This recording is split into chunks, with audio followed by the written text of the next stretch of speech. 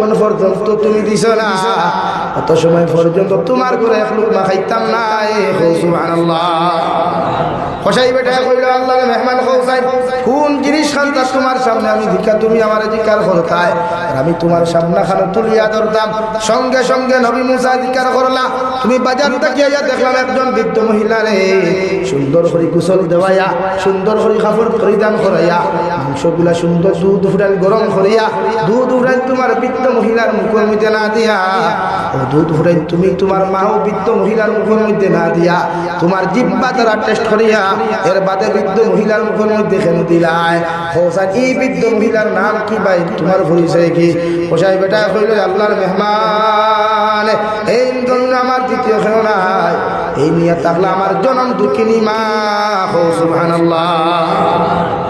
নবী আল্লাহর গোলাম দেখলাম তুমি দুধ ফুটাই তোমার মুখের মধ্যে লইয়া এর বাদে তোমার এই মায়ের মুখ কেন কেন দিনা?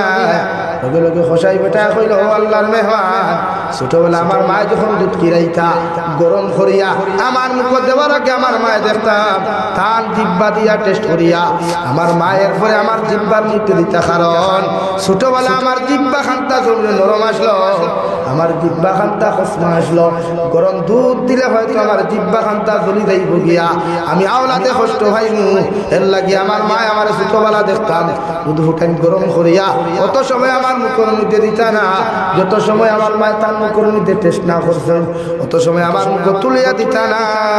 সুবহানাল্লাহ। নবী মুসা ফরমান যে আল্লাহর গোলাম 2 নম্বরে দেখলাম মাংসের টুকরা গুলা সুন্দর করে তুমি বাজার তুমি বানাই আনলা এরপর রান্না করিয়া দেখলাম তুমি মাখিয়া তোমার মায়ের মুখের মধ্যে দেওয়ার চেষ্টা করলা, হঠাৎ দেখলাম তোমার মার মুখে গিয়া তুরাইয়া মাংসগুলা তোমার মুখের মধ্যে ছিড়াইলাই। হোসাইন দেবা হোসাই বেটা এই কাণ্ডটা কেন করলাই?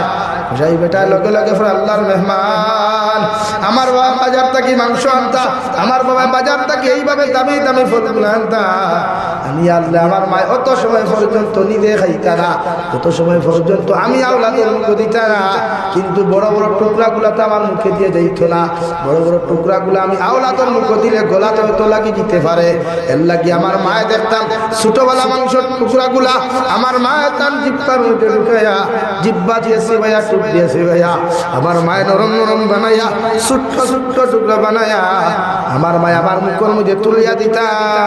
সুবহানাল্লাহ।